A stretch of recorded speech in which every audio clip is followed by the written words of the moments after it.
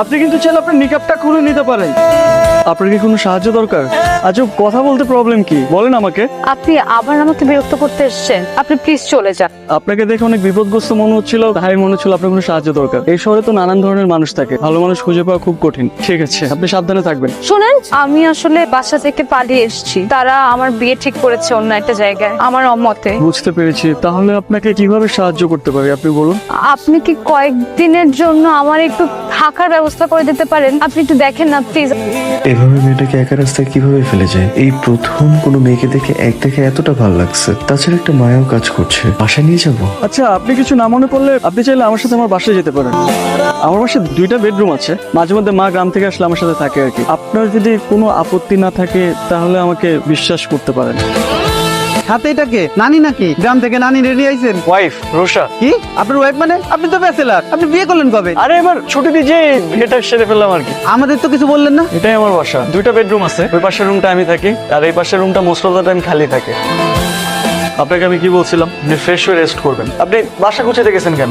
আমি একদম অগোছলো থাকতে পারি না। আচ্ছা, এখানে আমাদের দুপুরের খাবার, বাজার আর মেয়েদের কিছু ড্রেস আছে। আপনি পরে যে পছন্দ করে কিনে নিতে পারবেন, কোনো সমস্যা নেই। আপাতত এখান থেকে একটা পরে নেন। আপনি এত সকালে উঠে গেছেন? আপনি না কালকে বললেন যে আপনার অফিস আছে সকালে, সেই জন্য আপনার ব্রেকফাস্ট রেডি করে দিলাম। আসেন ব্রেকফাস্ট করে নেন।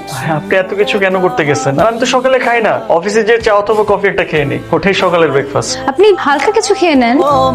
এটা কি? আপনার টিফিন বক্স। আমি তো অফিসে টিফিন বক্স নিয়ে যাই না। তো আপনি লাঞ্চ করবেন না? ধরেন আমি বাসার খাবার খেলাম, এখন বাসার খাবার যদি আমি অফিসে নিয়ে যাই, তারপর যদি আমার কলিগরা বলে যে বাসার খাবার কই থেকে আসলো, তখন আমি তাদেরকে কি বলবো? বলবেন আপনার মানে বলবেন না আপনি বাসায় একটা কাজের লোক রেখেছেন, সে রান্না করে দিয়েছে। আপনার কি মনে হয় আমি বাসায় একটা কাজের লোক রেখেছি? আপনি কিন্তু সবসময় একটা কথার অন্য একটা মিনিং খুঁজে বের করেন। আমি মোটেও ওভাবে বলিনি। ফোনটা আপনি রাখেন, আর যদি কোনো প্রবলেম হয় আমাকে ফোন করবেন। মনটা কি বেশি খারাপ?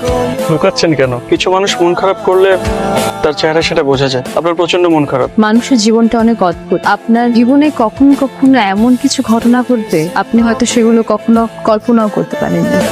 আর আপনি জানেনও না যে সে ঘটনাগুলো ঘটলে আপনি কি করবেন বা আপনার জীবন কোন দিকে মোড় নেবে। এসব ছোট ছোট ঘটনা নিয়ে তো জীবন, আর এইসব ছোট ছোট ঘটনাকে আপনি যত মনে রাখবেন তত পিছিয়ে পড়ে যাবেন। চাচা, আপনি হয়তো বাসার উপরে পাঠিয়ে দিছি। শুনলাম তুমি নাকি বিয়ে করেছো, বিয়ে করে বউ নিয়ে আসছো, তাই বৌমাকে দেখতে চলে আসলাম।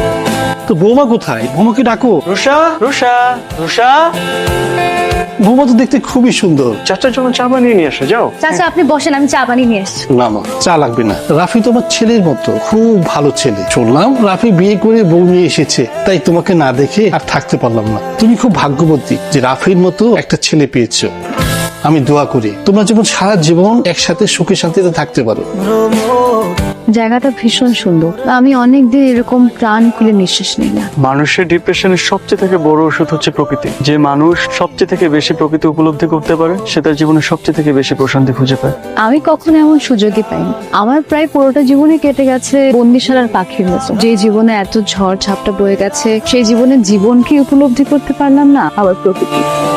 আপনি তো সব বাধা ভেঙে বেরিয়ে এসেছেন, এখন একটু নিজেকে নতুন করে তৈরি করেন না।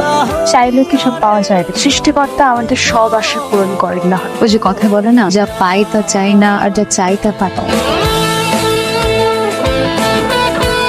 আপনি যদি আপনার জীবনে সবকিছু পেয়ে যান, তাহলে তো আপনি আপনার অস্তিত্ব হারিয়ে ফেলবেন। আমাদের জীবনে আমরা সবকিছু পেয়ে গেলে আমাদের না পাওয়ার আফসোসটা থাকে না, আর না পাওয়ার আফসোসটাই আমাদেরকে পুড়িয়ে খাঁটি করে অস্তিত্ব খুঁজতে সাহায্য করে। অস্তিত্ব খুঁজে লাভ কি বলেন, যেখানে জীবনটাই একটা অমাবস্যার অন্ধকার। অন্ধকারই তো আলোর অস্তিত্ব। অন্ধকার যদি না থাকে তাহলে আলো তো মূল্যহীন হয়ে যাবে, আর এই অন্ধকারই আপনাকে আপনার পথ খুঁজতে সাহায্য করবে।